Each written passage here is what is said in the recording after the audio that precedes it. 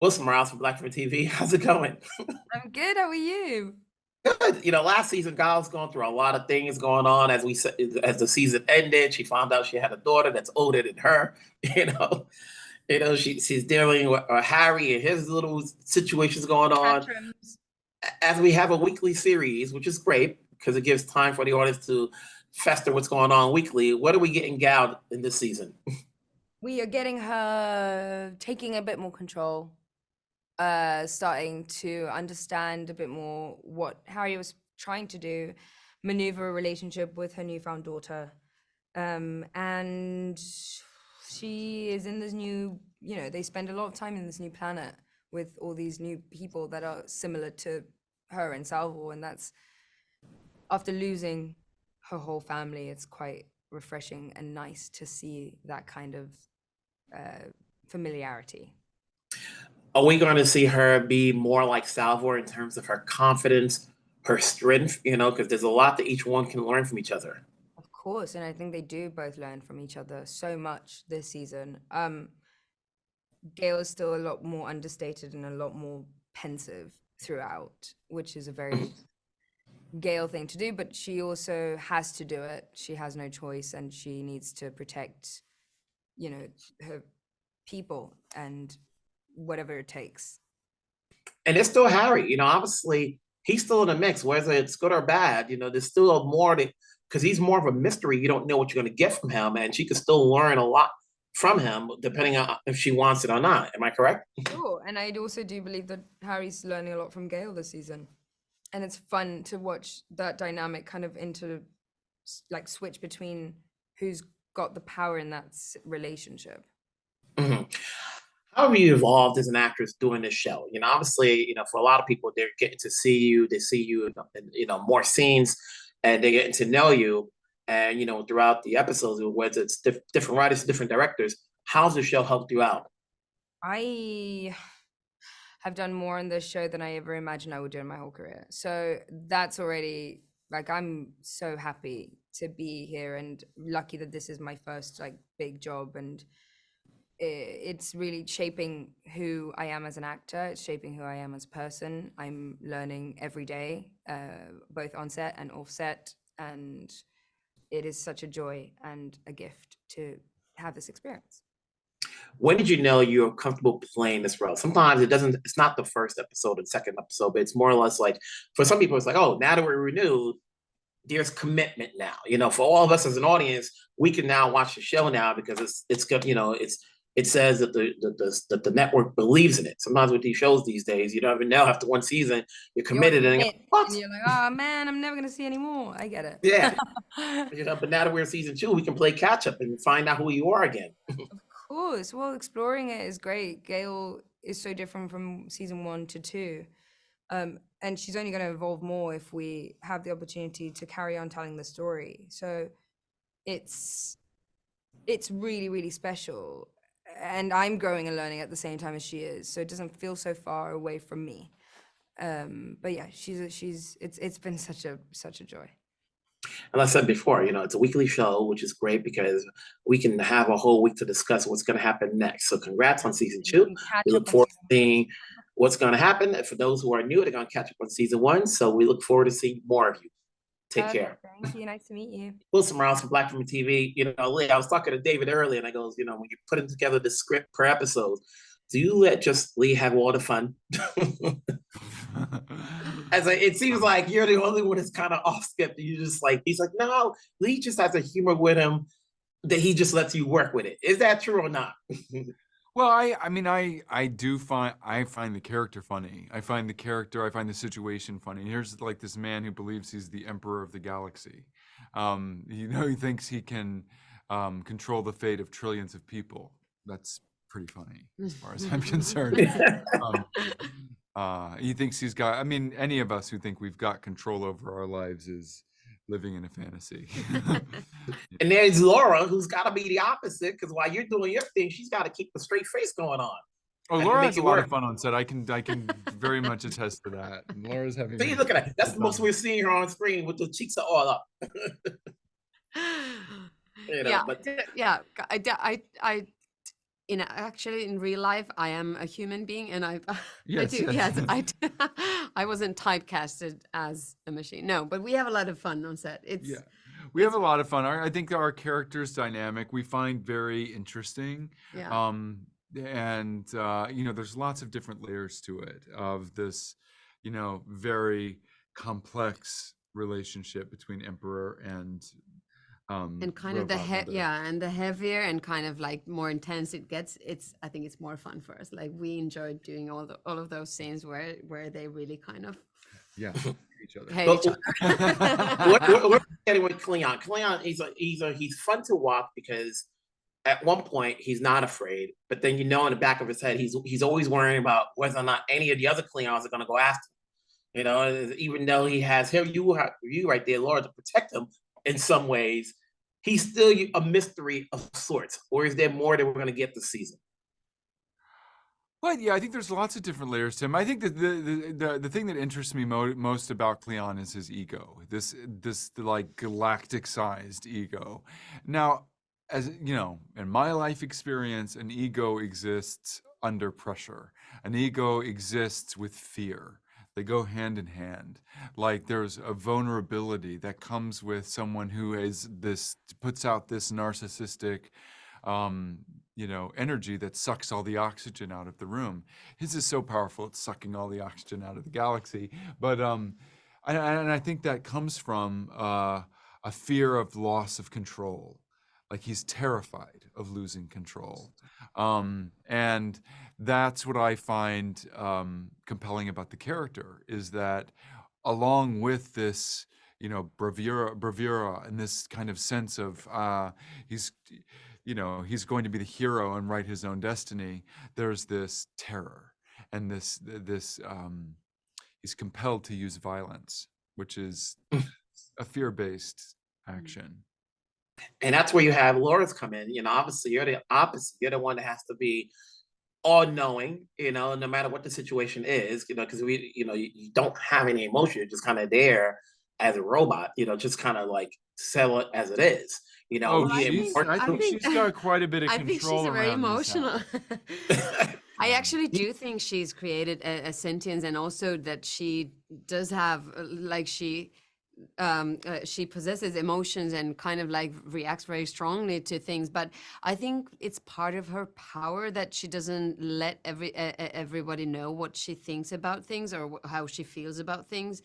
And kind of that's the way she operates. And I think that is actually very powerful, because she knows everything what's going on in the palace and outside of the palace. And she's known all of the Cleons from the day they were born. They have no secrets from her, but she has a lot of secrets, and she has a lot of plans of her own, and she has her programming that she needs to obey, but also she has her own mind, and she doesn't always think that her programming is right. Like she has to act against her morals every now and then, and that is I think I find it very intriguing about her, that so I don't think she's just a cold machine that doesn't feel that doesn't have feelings. I think she's very.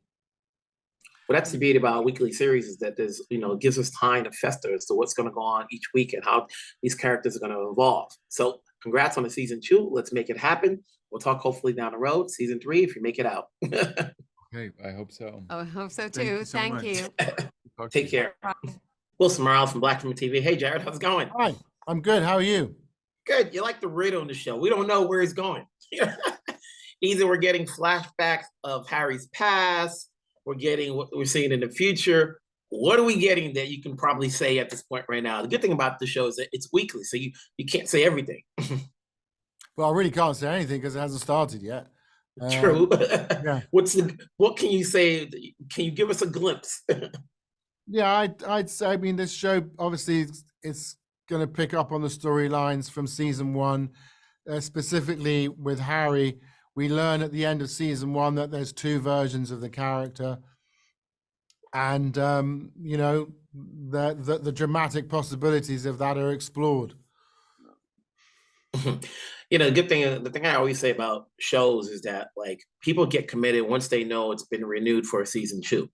because now, you know, the way TV is these days, you don't know if a show's going to make it, and you don't want to get fully committed emotionally to watching these shows, especially whether it's based on a book or anything else. Once you know it's been renewed, now we can, you know, it gives the chance for the writers to explore these characters and see where it can go and flesh it out. You know, how much more, when did you begin to know you're playing this character as opposed to like, okay, it's the job, but now you are Harry? Well, I mean, I felt that way from the very beginning. I mean, that's my job, is to imaginatively occupy the world that this character exists in and try and answer questions that either I have or other people have, and come up with suggestions for scenes and for specific for moments in it. So and then, you know, fully embody those moments. So I mean, you do that right from the very beginning. Mm-hmm. For as many projects that you've done, you know, you've worked with different people over the years.